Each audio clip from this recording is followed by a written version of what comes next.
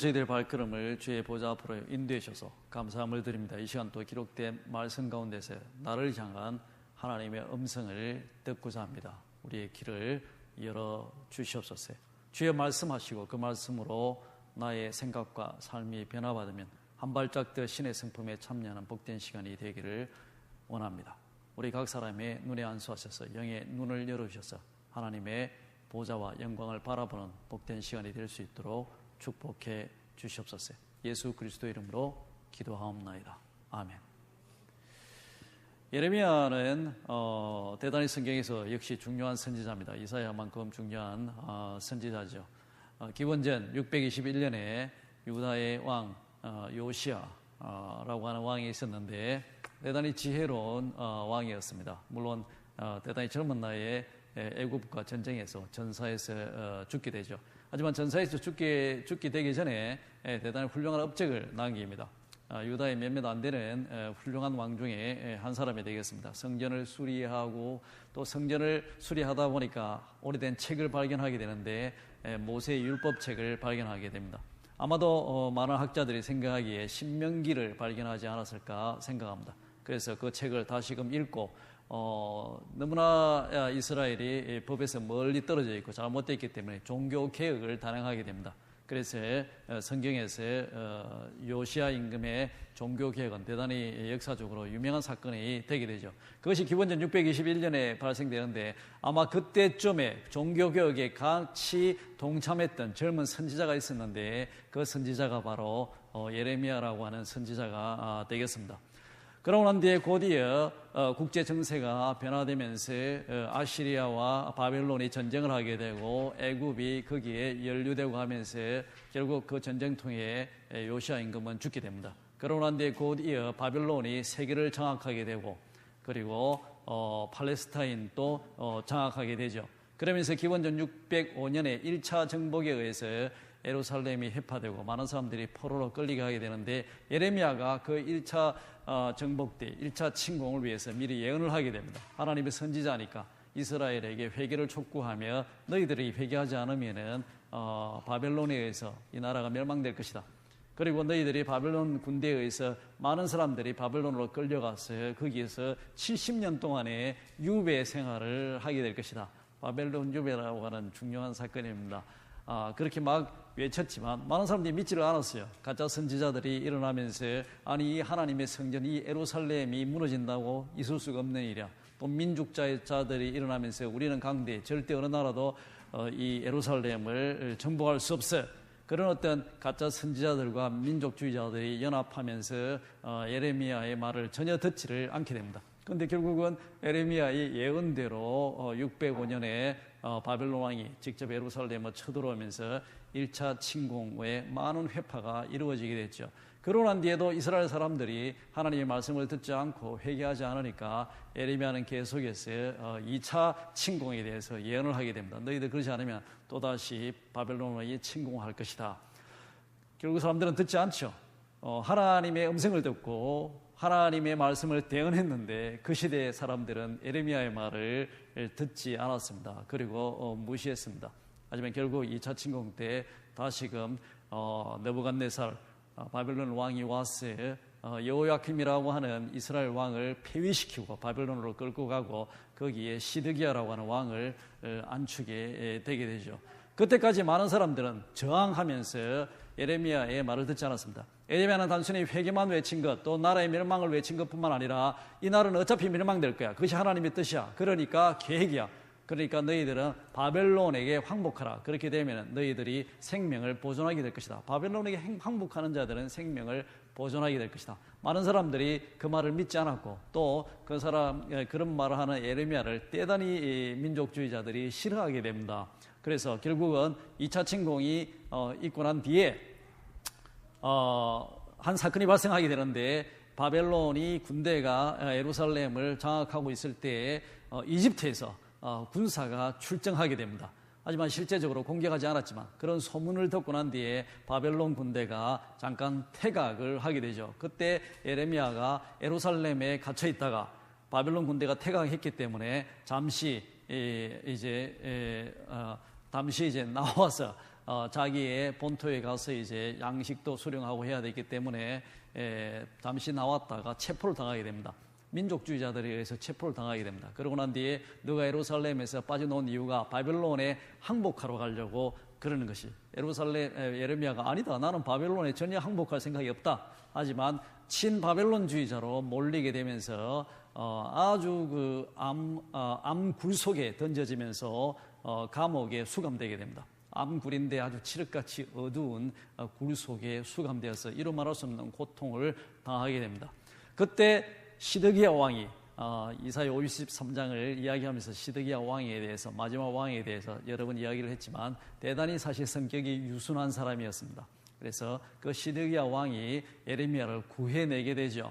그러난 뒤에 다시금 구해냈지만 곧바로 예레미야는 다시금 또 민족주의자들에 의해서 반민족주의자로 몰리면서 너가 어떻게 예루살렘의 멸망에 대해서 예언할 수 있느냐, 우리 민족의 멸망에 대해서 예언할 수 있느냐, 그러면서 다시금 시위대 안에 있는 깊은 파져있는 웅덩이 속에 던져져서 또다시 2차 수감이 되게 됩니다.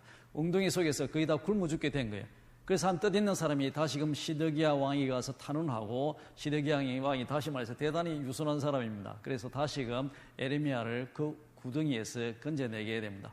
그러고 난 뒤에 시위대 뜰에서 생활을 하게 되는데 실제 거의 연금 상태로 들어가게 되는 것이죠.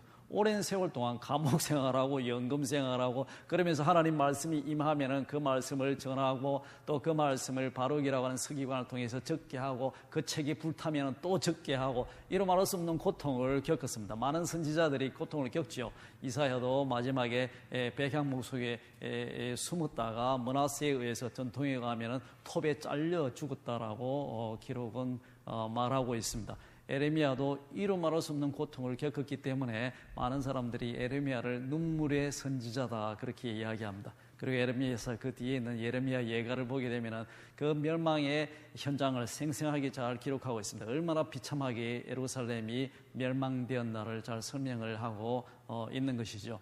그리고 감옥에서 그 시위대 뜰에서 수감된 상태에서 마지막 시드기야 왕을 경고했지만 결국 시드기야 왕이 항복하지 않고 민족주의자들 편에 서게 되고 결국은 또 바벨론에 항복하게 되면 친바벨론파들이 이미 많이 바벨론 쪽에 있기 때문에 그들을 두려워하는 거예요. 성경에 보면은 예레미야가 전한 하나님의 말씀을 듣기는 들었지만 만약에 내가 바벨론에 항복하게 되면 내가 친바벨론파들에게 넘겨져서 같은 민족에게 이루 말할 수 없는 수모를 당할 것이다 생각했기 때문에 예레미야에게 내가 그것이 두려워서 항복을 하지 못한다라고 하면서 끝까지 성을 지키게 됩니다. 그런데 결국은 마지막 3차 침공에 의해서 느부갓네살이 군대를 이끌고 와서 예루살렘을 정복하게 되죠. 그리고 시드기야는 이미 말했듯이 자기 보는 눈앞에서 아들이 죽임당하고 본인은 두 눈이 빼져서 쇠사슬에 묶여 바벨론으로 끌려가게 되는 겁니다. 그리고 역시 3차 침공 때 예루살렘이 멸망되고 성전이 초토화되기 때문에 그리고 모든 보물들이 바벨론으로 다 가져가기 때문에 그때 예레미야도 시위대 뜰에 있다가 마지막 멸망을 맞아들이게 됩니다.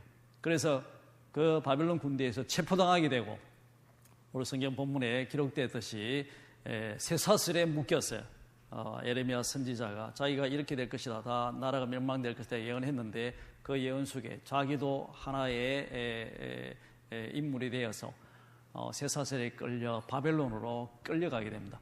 그런데 물론 거기에 친바벨론주의자들이 많이 이미 바벨론에 항복을 했기 때문에 그들이 예레미야에 관해서 느부갓네살 왕에게 말하지 않았겠습니까? 예레미야라는 선지자가 있는데 그 사람이 바벨론에 의해서 하나님이 바벨론 편에 섰다라고 이야기하고 바벨론을 통해서 너희를 멸망시킬 것이다 다 예언을 했다라고 분명히 이야기했을 것이고 느부갓네살 왕이 또 나름대로 말하는 진술을 보게 되면 자기가 하나님의 도구가 되어 하나님의 뜻으로 너희를 심판한다라고 이야기를 하고 있습니다. 오늘 느부사라단이라고 하는 군대 장관도 하나님의 율법대로 너희들 지키지 않았기 때문에 우리가 바로 그 도구가 되어 너희를 심판한다라고 군대 장관이 진술을 하게 되죠. 그래서 이미 느부갓네살이나 군대 장관 느부사라단은 예레미야의 존재에 대해서 잘 알고 있었습니다. 그리고 이 사람이 계속해서 바벨론에 항복하라 그렇게 왕들과 장관들을 권면했다는 사실도 잘 알고 있었습니다. 그래서 비참하게 예루살렘이 멸망되고 그리고 이 예레미야가 쇠사슬에 묶여 끌려갈 때 느부갓네살이 느부사라다라는 군대 장관을 불러다가 너는 예레미야는 선하게 되라 라고 명령을 내리게 되죠. 그 느부갓네살의 명령에 따라서 이 느부사라다라는 군대 장관이 쇠사슬에 묶여 끌려가는 예레미야를 훈방 조치하게 됩니다. 너는 해방이다. 쇠사슬을 끊어주고, 그리고 더 놀라운 것은 너희에게 옵션이 있다. 너가 만약에 바벨론에 우리와 함께 간다면은 우리가 너를 대단히 선대할 것이다. 왜냐하면 바벨론에 항복하라고 외쳤던 선지자이기 때문에 바벨론 사람들 입장에서는 친바벨론주의자로 생각하지 않았겠습니까? 그러니까 만약에 너가 바벨론에 함께 가면은 너를 소위 말해서 관직도 주고 그리고 좋은 집도 주고 너는 우리와 함께 호의호식 할 수 있다. 그렇게 할 수도 있고, 그렇지 않으면은 이 느부갓네살 왕이 이미 다 무너진 그곳에 이제 그나다라고 하는 총독을 세웠기 때문에 그런 새로 이 느부갓네살 왕에 의해서 임명되는 총독과 함께 이 남은 백성들, 가난한 백성들, 빈민과 함께 예루살렘에 너는 머무르도 좋다. 너의 옵션이다 라고 이야기합니다. 그래서 예레미야는 머물기를 원하죠. 바벨론으로 가기를 원치 않았습니다. 그쪽에 가서 호의호식하고 잘 먹고 잘 살기를 원치 않은 겁니다. 그래서 돌아서려고 하는 그 시점에 이 사람이 다시 이야기하죠. 내가 총독과 함께 있어도 되고 꼭 그러지 않아도 너는 자유다. 이제 너가 이 세상이 넓으니까 이 넓은 땅 중에 어디를 가도 너는 괜찮다라고 이야기를 합니다. 그리고 더 놀랍게 이 예레미야에게 양식과 선물을 줘서 다시금 예루살렘으로 보내게 됩니다. 예루살렘으로 가서 니느바라고 하는 곳에 총독, 새로 임명된 총독과 함께 예레미야는 거하게 되죠. 얼마나 오랫동안 예루살렘 멸망에 대해서 선포를 했는가. 상당히 젊은 나이에 요시야 임금과 함께 개혁에 참가해서 아마 정확한 나이는 성경에 기록이 되어 있지 않지만 20대 초 정도에 하나님께 부름을 받아 선지자의 사명을 했을 걸로 생각합니다. 그렇다면 조시아 때부터 예언을 하기 시작해서 마지막 멸망 때까지 약 35년에서 40년 가까이 긴 세월을 회개하라 외치고 그리고 이 멸망에 대해서 예언을 하게 됩니다. 40년 가까이 긴 세월, 35년에서 40년의 긴 세월을 예언했는데 그 시대에 그 사람은 놀랍게도 아무도 예레미야의 말을 믿지도 않고 듣지도 않았습니다. 심지어 1차 침공이 일어났는데도 믿지 않았고 2차 침공이 일어났는데도 예루살렘이 완전히 멸망될 걸로 믿지를 않았다라고 합니다. 않았다라고 하는 겁니다. 예루살렘에 결국은 40년 동안 열심히 외쳤는데 젊은 선지자가 외치기 시작해서 이제 노인이 되어서 늙은 선지자가 되었는데 자기 눈으로 예루살렘이 멸망되는 것을 보게 되고 자기가 그 중에 한 포로가 되어 끌려가는 비극을 맞이하게 됩니다. 더 놀라운 것은 훈방 제치됐지만 그것으로 끝나지 않았습니다.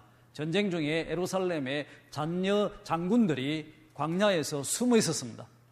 예루살렘은 멸망되었지만 살아남아있는 장군들 몇 사람이 광야에 숨어 있다가 느부갓네살 왕이 새로운 총독을 임명하고 다시금 바벨론으로 갔다는 소식을 접하고 난 뒤에 그 중에 한 장군이 올라와서 새로 임명된 그 총독을 살해하게 됩니다. 그리고 남아있는 여러 잔류 세력들과 왕의 가족들을 데리고 암몬이라고 하는 이웃 나라로 피신하게 됩니다. 그런데 또 다른 한 장군이 그것은 옳지 못하다라고 생각하면서 그 장군을 뒤쫓아와서 모든 가족들을 다 빼앗아서 다시금 유다 땅으로 들어오게 되죠. 그래서 그 배신했던 장군 안에 새로 임명된 총독, 배신은 아니고 민족주의자니까 마지막 목숨을 걸고 자기 나라를 위해서 싸웠다고 볼 수 있습니다. 그 사람은 새로 임명된 총독을 죽이고 암몬으로 도망가고 다른 한 장군이 그 모든 사람들을 다 데리고 와서 예레미야에게 와서 묻게 됩니다. 우리가 이 땅에 남아있다가는 바벨론 군대에 대해서 다 전멸당하고 죽을 거니까 애굽으로 가야 되겠다. 그런 마음을 가지고 마지막 예레미야에게 묻게 됩니다. 당신은 하나님의 사람이니 우리가 어떻게 해야 될지, 애굽으로 가야 될지, 이 패망한 광야와 같은 이 땅에 남아있어야 될지 당신이 하나님께 좀 물어봐 주십시오. 예레미야가 하나님께 기도하고 약 10일 뒤에 하나님의 음성을 듣게 됩니다. 예레미야에게 들리는 음성은 이런 겁니다. 너희가 만약에 이 백성들을 다 데리고 애굽으로 가게 되면은 너희들은 그곳에서도 바벨론 군대의 손에 의해 결국은 다 죽게 된다. 그렇지만 너희들이 이 패망한 예루살렘에 계속해서 남아있게 되면 하나님의 은혜를 베풀어서 너희들은 죽지 않고 살게 될 것이다. 너무나 놀랍게도 이스라엘 예레미야의 말대로 1차, 2차, 3차에 의해서 나라가 완전히 멸망되고 예레미야가 말한 그대로 일들이 다 발생했는데 마지막 이 순간에 3차로 예루살렘이 멸망되고 난 뒤에 이 사람들이 마지막 순간 예레미야에게 물어봤는데 그 순간에도 예레미야의 말을 듣지 않았다라고 하는 겁니다. 정말 놀라운 일입니다. 그 사람들이 말하기를 No, 너는 잘못된 말을 하고 있다. 우리가 만약에 이 땅에 남아있다면 바벨론 군대에 의해서 죽게 될 것이다. 그리고 결국 그 사람들이 애굽으로 이집트로 내려가게 됩니다. 이집트로 내려가는데 그냥 내려가는 것이 아니라 예레미야까지 잡아서 끌고 이집트로 내려가게 됩니다. 그래서 전통에 의하면 아마 예레미야는 결국 바벨론 군대에 대해서 훈방 조치되었지만 나머지 잔여 세력들 민족주의자들과 장군들에 의해서 이집트로 끌려가게 되고 마지막 생은 이집트에서 마감했다라고 이렇게 저희들이 추정할 수가 있습니다. 예레미야의 삶, 젊었을 때 하나님께 부름을 받고 하나님의 음성을 듣고 메시지를 전달을 했던 약 35년에서 40년의 긴 세월을 선지자로서의 삶을 살았던 그러나 너무나 비참한 마지막 결과를 맞이한 이 예레미야의 삶을 생각하면서 우리는 두 가지의 질문을 던지게 됩니다. 첫 번째 질문은 예레미야는 정말 친바벨론주의자였나? 친바벨론주의자였다는 누명 속에서 두 번이나 옥에 수감되고 죽을 뻔했던 그런 이루 말할 수 없는 고초를 당했는데 정말 그러한가? 그러진 않습니다. 한국의 친일파들과는 좀 다른 거죠. 한국의 친일파들은 일본에 친일을 하고 일본 편에 섰던 사람들이 일본으로부터 자기를 받고 또 많은 돈들을 받았습니다. 그 사람들은 잘 호의호식하고 잘 살게 된 거예요. 만약에 예레미야가 정말 사람들이 말하듯이 친바벨론주의자였다면 오늘 본문에 말했듯이 너부사라다니 너가 만약에 바벨론으로 우리와 함께 가게 되면 내가 너희를 선대하리라라고 이야기했기 때문에 갔지 않았겠습니까? 자기의 나라는 이미 패망되고 멸망되고 광야가 되고 초토화 되고 아무것도 남은 것이 없는 겁니다. 그곳에는 정말 가난한 빈민들만 남아있는 겁니다. 당연히 친바벨론주의자였다면 바벨론으로 갔을 것이고 그곳에서 높은 관직을 얻을 것이고 호의호식하며 잘 살았을 것입니다. 하지만 예레미야는 그들과 함께 바벨론으로 가지 않고 무너진 자기의 땅에 머물고 결국은 자기 동족들에게 다시금 포로가 되어 이집트로 끌려가게 됩니다. 따라서 우리는 예레미야는 결코 친바벨론주의자가 아니다라고 볼 수가 있습니다. 나라가 멸망되게 될 때 이러한 유사한 현상들이 생기게 되죠. 신약 성경에서도 예수님이 예루살렘이 멸망될 것이다 예언을 했습니다. 예수님이 예언한 뒤에 약 40년 뒤에 예루살렘은 로마 군대에 의해서 비참하게 이로 말로 표현할 수 없을 정도로 비참하게 멸망이 되었습니다. 그때 한 또 선지자와 같은 사람이 일어나게 되죠. 그 사람이 조세푸스라고 하는 사람입니다. 로마 군대와 갈릴리에서 열심히 싸우다가 어느 순간에 하나님의 뜻을 깨달은 거예요. 조세푸스가 말하기를 하나님은 로마 편에 섰다. 유대인 편에 서지 않았다. 로마 군대를 통해서 이 유대인들을 벌하는 것이 멸망시키는 것이 하나님의 거룩한 정의다라고 말하게 됩니다. 그러고 난 뒤에 갈릴리의 반군 지도자였는데 사람들이 다 자살해서 죽을 때 자기는 홀로 살아남아서 로마 군대로 건너가게 됩니다. 그리고 건너가고 난 뒤에 그 당시에 로마 군대 장관이었던 베스파시언에게 예언을 하게 되죠. 당신이 황제가 될 것이다 라고 예언을 하게 됩니다. 그런데 정말 놀랍게도 이 조세푸스의 예언대로 곧 얼마 지나지 않아서 네로가 죽게 되고 68년에 네로가 죽게 되고 네로가 죽게 되면서 로마 군인들에 의해서 이 군대 장관 베스파시언이 황제로 추대됩니다. 그러면서 조세푸스의 예언대로 황제가 되어서 로마로 가게 됩니다. 그러고 난 뒤에 베스파시언의 아들인 타이투스 장군이 군대를 이끌고 예루살렘 정명을 하게 되는데 그때 조세푸스가 함께 가게 되죠. 그리고 예루살렘 성에 서서 그 앞에 반대하는 민족주의자를 저항하는 자들에게 이렇게 연설을 합니다. 너희들이 정말 하나님의 뜻을 믿느냐? 하나님의 뜻을 믿으면은 하나님의 어떠한 방법든지 다시금 우리나라를 일으키시다. 하지만 지금은 하나님의 뜻이 로마에 있다. 로마는 거룩한 하나님의 도구가 되어 너희를 치니까 너희들이 죽지 말고 지금 성문을 열고 항복해서 다 기화하라라고 설교를 하게 됩니다. 많은 성내의 사람들이 설교를 들었지만 결국 그들은 조세푸스의 말을 따르지 않고 로마 군대에 의해서 예루살렘 성은 비참하게 멸망되고 오늘까지 계속해서 멸망 상태에 있다라고 하는 겁니다. 그때 로마 게리전들, 수비대들의 잔류 세력들에서 공격받을 것이 무서워서 성전에 한 벽을 남겨뒀는데 그 벽이 오늘 바로 유대인들이 열심히 기도하는 통곡의 벽이다라고 하는 겁니다. 그런데 놀라운 것은 놀랍다기보다 아이러니한 것은 이 조세포스가 전쟁이 끝나고 난 뒤에 에레미야와 대단히 다른 태도를 취했다라고 하는 겁니다. 똑같이 멸망에 대해서 예언을 했는데 이 조세포스는 예루살렘 멸망 이후에 예루살렘에 머물지 않고 그들의 민족들과 함께 있지 않고 로마로 가게 됩니다. 그러고 난 뒤에 베스파시온이 황제가 됐기 때문에 그 황제의 왕궁에 머물면서 여자들도 여러 명 얻어서 다시 결혼도 하고 이루 말할 수 없는 호의호식을 하며 평생을 행복하게 살게 됩니다. 너무 화려한 삶을 살게 되는 것이죠. 예레미야와 조세포스, 심지어 이 조세포스는 자기의 라스트 네임도 플라비우스라고 하는 황제의 라스트 네임을 따서 자기 이름을 바꾸게 됩니다. 조세포스라는 유대인 이름 앞에다가 플라비우스를 붙여서 플라비우스 조세포스라고 하는 아예 황제의 이름까지 성까지 따서 자기의 이름을 바꾸며 화려한 삶을 살았습니다. 그래서 오늘 이렇기 때문에 조세포스는 유대인들이 너무너무 싫어하는 민족 배반자가 된 겁니다. 훌륭한 책을 썼지만 유대인들은 그 책을 절대 읽지 않습니다. 읽지도 않고 조세포스가 쓴 글들은 믿지도 않습니다. 민족 반역자이기 때문에. 하지만 이에 비해서 똑같이 예루살렘 멸망 때 발생했던 하나의 예언자들이지만 예레미야는 얼마나 훌륭한 삶을 살았는지 모릅니다. 두 번째 던지는 질문은 예레미야의 삶, 40년에 가까운 그 삶은 어떻게 됐는가? 성공인가? 실패인가? 예루살렘 멸망에 대해서 예언하고 열심히 회개를 촉구했는데 1차 멸망 때도 사람들이 자기의 말을 듣지 않고 2차 멸망 때도 사람들이 자기의 말을 듣지 않고 마지막 3차 멸망 때도 결국 그 마지막 순간까지 자기의 말을 듣지 않았다라고 하는 것입니다. 그런 사이에 본인은 이제 나이가 들은 노인이 되어버렸습니다.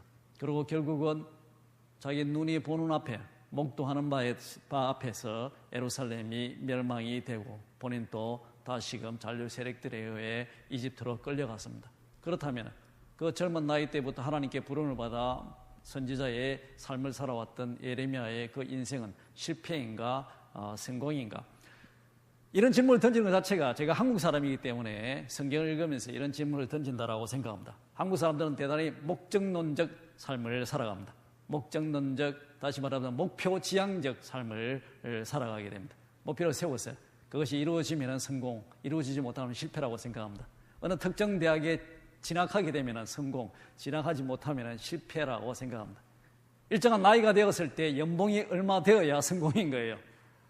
그리고 그렇게 되지만 실패했다라고 생각하게 됩니다. 일정한 나이가 되었을 때 어느 정도 지위를 얻고 어느 정도의 차를 몰아야 성공했다고 생각합니다. 그러지 못하면 실패했다라고 생각합니다.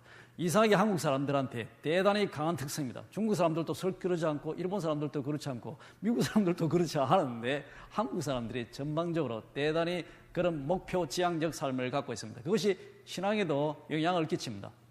구원 지향적이죠. 구원 받았느냐 안 받았느냐가 너무 중요한 거예요. 이 사람이 오늘 어떻게 사느냐 어떻게 생각하느냐가 별로 중요하지 않습니다. 당신 구원 받았느냐 안 받았느냐. 구원 받으면 뭐로 끝나는 거예요. 그런 어떤 민족 전서 속에서 예수 천당, 불신 지옥이라는 말도 넣는 겁니다. 내가 예수 안 믿으면 아무리 너가 잘해도 아무리 뭘 해도 다 필요 없다라고 이야기합니다. 대단히 목표 지향적인 거예요. 신앙생활도. 예수를 믿었냐 안 믿었냐. 믿고 난 뒤에는 또 아무렇게나 살아도 무엇을 해도 전혀 상관이 없다라고 생각합니다. 그것이 하나의 사회에 팽배된 한국인의 정서가 아닌가라고 생각합니다. 심지어 목회도 목사들이 목회에 성공했냐 실패했냐를 이야기합니다. 당신 목회에 성공하셨군요. 저 사람은 실패했다라고 이야기합니다. 많은 사람들이 저는 목회에 실패했다고 생각합니다. 왜? 16년 동안 열심히 목회했는데 너무나 적은 자들이 모여 예배를 드리기 때문에 11개의 숫자를 말하면 목회에 실패했다라고 목회에 실패했다라고 이야기를 하는 것이죠. 예레미야의 삶을 그런 식으로 조명할 수 있겠는가? 예레미야의 삶은 성공도 실패도 아닌 것이죠. 그는 자기가 주어진 사명에 충실했을 뿐입니다.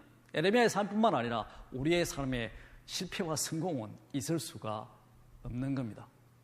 오직 내가 얼마나 의미 있는 삶을 살았느냐, 그렇지 않은 무의미한 삶을 살았느냐, 그 정도의 차이가 있을 뿐이지 인생에 실패가 어디 있고 성공이 어디 있겠습니까? 삶에는 성공과 실패가 없는 것입니다.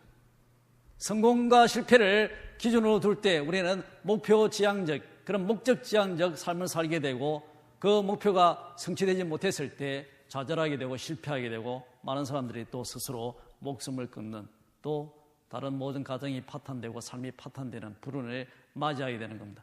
인생을 성공했느냐 실패했느냐로 그런 생각하는 것 자체가 대단히 한국적 생각인 것을 저희들이 다시 한번 깨달아야 될 것 같습니다. 인생은 성공도 없고 실패도 없습니다. 하지만 중요한 것은 시대에 주어진 사명이 있는데, 그 사명을 얼마나 잘 분별하고 그 사명에 부합된 삶을 살았느냐 살지 않았느냐, 오직 그것만이 중요할 뿐인 겁니다. 예레미야에게 주어진 시대적 사명은 하나님의 말씀을 듣고 그 말씀을 그대로 전달하는 겁니다. 백성들이 그 말씀을 듣고 안 듣고의 문제는 전혀 상관이 없는 거예요. 예루살렘이 멸망되고 안 되고는 예레미야의 삶하고는 관계가 없는 겁니다. 자기가 주어진 사명, 그 사명에 마지막까지 충실히 살았기 때문에 우리는 예레미야의 삶은 정말 의미 있고 가치 있는 삶이었다. 비록 예루살렘은 처참하게 무너졌지만 본인은 포로로 끌려가고 또 마지막 동족들의 손에 포로로 끌려가서 에집트에서 마지막 생을 마감했다 할지라도 예레미야는 자기가 하나님께로 부르받던 사명에 충실했기 때문에 그는 훌륭한 삶을 살았고 의미 있는 삶을 살았고 가치 있는 삶을 살았다라고 이야기할 수 있습니다. 마지막으로 예레미야의 삶을 생각하며 하나의 깊은 감동을 받는 것은, 예레미야는 참다운 하나님의 선지자인 동시에 외로움을 극복한, 외로움을 이긴 진리의 수호자였다라고 이야기를 할 수 있습니다. 하나님의 말씀은 진리고 자기가 받은 이 사실이 아무도 믿지도 않은 거예요, 그 시대 사람들은. 하지만 끝까지 수십 년 동안 그 말씀을 전했습니다. 이것이 사실이고 진리이기 때문에, 하지만 진리를 수호하는 자는 항상 외로울 수밖에 없습니다. 성경을 읽어보게 되면 하나님이 예레미야에게 너는 결혼을 하지 말아라고 이야기합니다. 그리고 자녀도 가지지 말아라고 이야기합니다. 어차피 이 민족들은 멸망의 길로 나아갈 것이기 때문에 너가 결혼을 하고 자녀를 놓으면 그들은 이루 말할 수 없는 고통과 비참한 속에서 이 땅에서 죽게 된다. 다시 말해서 예레미야는 결혼도 하지 않고 자녀도 가지지 않았습니다. 오직 외로운 삶을 살았는데, 결혼하지 않고 자녀가 없으면 그런 친구라도 있어야 되는데 주위에 친구도 없고 아무도 자기 말을 듣지를 않는 거예요. 성경을 읽어보게 되면 그 외로움이 느껴질 정도로, 그리고 오랜 세월을 수감되어서 감옥 속에, 불 속에 던져져서 살았습니다. 마지막 순간까지 시위대 뜰에 수감되어서 나라의 민족의 마지막을 맞이하게 되는 것이죠. 예레미야를 읽으면서 느끼는 감동이 너무나 외로움이 막 물결치듯이 느껴진다라고 하는 겁니다.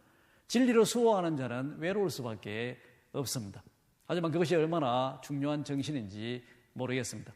온 세상 사람들이 맞다라고 고개를 끄덕일 때 홀로 혼자서 고개를 저으면서 아니다라고 말할 수 있는 그런 정신, 그것이 얼마나 소중한 정신인가. 그런 정신으로 말미암아 진리는 우리 속에 계속해서 보존되어 간다라고 하는 것을 기억해야 되겠습니다. 예수님 때 얼마나 외로운 삶을 살았습니까? 심지어 공중에 새도 둥지가 있고 그 야생의 여우도 불이 있지만 나는 머리 둘 곳이 없다. 아무 곳도 갈 곳이 없는 거예요. 그 시대가 그를 버렸고 아무도 그의 말을 듣지 않았기 때문에 예수님의 제자들도 얼마나 외로운 삶을 살았는지 모릅니다. 우리가 진리를 수호하고자 할 때 이런 외로움을 견딜 수 있는 힘이 있어야 됩니다. 예수님이 그래서 좁은 문으로 들어가라, 마태복음 7장에 말씀을 하십니다. 좁은 문으로 들어가라. 멸망으로 인도하는 문은 크고 그 길이 넓어 많은 사람들이 그리로 들어가지만 생명으로 인도하는 문은 좁고 협착하여 그리로 가는 자가 적다라고 이야기합니다. 다른 말로 말한다면 진리를 수호하는 자는 좁은 문으로 갈 수밖에 없는, 소수와 함께 설 수밖에 없는, 항상 소수일 수밖에 없다라고 이야기를 하는 겁니다. 그런 관점에서 애랑교회의 성도님들께 대단히 감사를 드립니다. 사실 적은 교회에 있기 참 힘들지 않습니까? 어떤 사람들 보면 큰 교회 다닌다고 자랑하는 사람들이 많습니다. 어느 교회에 대해서. 사실은 그냥 뭐 여러분들도 다음 주부터 교회 안 나오고 큰 교회 가게 되면 그 교회 교인이 되는 거고 많은 것들을 누리면서 살 수 있지만 그래도 열왕교회에 진리가 있다 생각하고 계속해서 열왕교회에서 가르치는 것이 옳다 생각하고 자리를 지켜나가는 것이 쉬운 일이 아닙니다. 긴 세월 동안 김소희 장로님, 김은식 장로님은 16년 동안 자리를 계속해서 친구도 없는데 친구인가요 다들? 비슷한 나이 연령대도 없는데 끝까지 자리를 지켜주셔서 제가 너무너무 감사하게 드립니다. 한국의 한예랑도 마찬가지입니다. 한국의 교회가 얼마나 많습니까? 대형 교회가 얼마나 많습니까? 그런데 몇몇 부분들이 모여서 예배를 드린다는 게 그게 보통 용기가 없으면 안 되거든요. 많은 사람들한테 진리를 지키려고 진리의 수호자가 되고자 하면 외로움을 견뎌야 되는데 외로움을 견디는 것은 용기 아니겠습니까? 용기 없으면 몇몇 가정이 그렇게 모여서 한예랑 예배를 드리지 못합니다. 비디오로 설교 듣고 인터넷으로 페이스타임으로 축복하고 그러면서 그 자리를 지킨다는 것은 대단한 사실, 용기를 가진 자들만이 할 수 있는 일입니다. 그래서 한예랑 또 미예랑의 성도님들께 대단히 감사를 드립니다. 어떻게 하면 우리가 외로움을 지키고 진리의 수호자가 될 수 있을 것인가? 물론 거울을 하나씩 들고 다니면 되죠. 외울 때마다 자기 거울을 보면 친구가 보이니까 아들 외롭다. 요즘에는 뭐 거울 들고 팔 필요도 없죠. 원체 그 셀룰로폰에 셀카들이 발달돼 갖고 외로울 때마다 자기 얼굴만 탁탁탁탁 찍으면 조심해야 될 것은 제가 보니까 셀카 찍다가 죽은 사람들이 많더라고요. 그 높은 빌딩에서 폼 잡고 멋있게 찍으려고 아슬아슬 하는데 셀카 조금만 더 쫙 하다 탁 찍고 난 뒤에 떨어져서 죽은 사람들. 산에 올라가 가지고 돌 위에 서 가지고 그 절벽인데 가면 안 되는데 근데 꼭 서 가지고 셀카를 찍죠. 그러다 이렇게 하다가 조금만 더 아슬아슬하게 가서 찍어야지 탁 찍고 떨어져서 죽은 사람들이 되게 많더라고요. 그래서 조심하시기 바랍니다. 셀카 찍는 사람들은. 어떻게 외로움을 극복할 것인가? 요즘에 뭐 핸드폰이 있어서 상당히 잘 극복될 줄로 믿습니다만 미국 통계에 따르면 미국 청년들에게 결혼을 안 할래 그렇지 않으면은 핸드폰을 셀룰폰을 포기할래 그 60% 이상이 차라리 결혼을 안 할지언정 스마트폰은 포기할 수 없다는 통계가 나왔습니다. 다시 말해서 여자가 없어도 스마트폰은 내가 항상 갖고 살아야 되겠다. 남자가 없어도 스마트폰은 있어야 된다는 게 지금 미국 젊은이들의 생각입니다. 외로움을 어떻게 극복할 것인가? 아무리 스마트폰이 10대 또 내지는 뭐 더 많이 갖고 있고 아이패드 있더라도 인생은 외로운 겁니다. 고독할 수밖에 없습니다. 그것이 인간의 본연인 겁니다. 주위의 사람들이 누구를 만나고 함께 있어서 외로움에서 벗어나고자 애를 쓰지만 결국은 그들도 다 언젠가는 곁을 떠나고 세상을 떠나게 됩니다. 이 세상에 영원한 것은 아무것도 없고 나의 고독을 영원히 지켜줄 것은 아무것도 없다라고 하는 것입니다.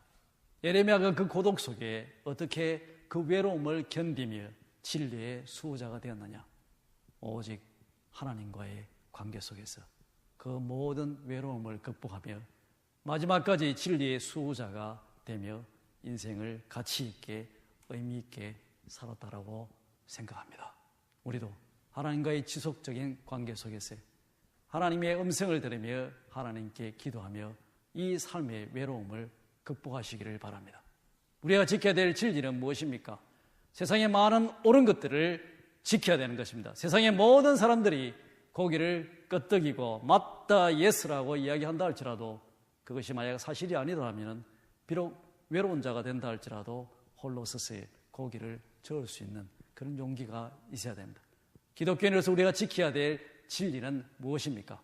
이 땅에 오신 예수 그리스도가 하나님의 아들이고 이 땅에 임한 하나님 나라의 영원한 통치자 그리스도이라는 사실, 이것은 우리가 마지막까지 비록 외롭다 할지라도 아무도 믿지 않는다 할지라도 끝까지 지켜야 될 우리의 진리다라고 생각합니다. 하나님과의 올바른 관계 속에서 이 세상의 모든 외로움을 극복하고 참다운 진리의 수호자가 되는 저와 여러분이 되기를 주의 이름으로 축원드립니다. 함께 기도하도록 하겠습니다. 하나님, 예레미야의 삶을 살펴보며 저희들이 이루 말할 수 없는 감동을 받게 됩니다. 그 시대가 그를 버리고 외면하고 아무도 그의 말을 듣지 않았지만 마지막 진리의 수호자가 되어 끝까지 하나님의 음성을 전하며 진리를 지키는 그 예레미야의 삶처럼 우리도 이 시대의 진리의 수호자가 되기를 원합니다. 때로 진리로 수호하다 보니 외로움을 느낄 때도 있지만 그래한다 할지라도 하나님과의 올바른 관계 속에 외로움을 극복하는 용기를 가지게 하시고 하나님의 참다운 진리를 수호함으로 우리의 삶을 가치 있게 전환시키며 보다 의미 있는 삶으로 전환시켜 나가는 저희들이 될 수 있도록 축복해 주시옵소서. 예수 그리스도 이름으로 기도하옵나이다. 아멘.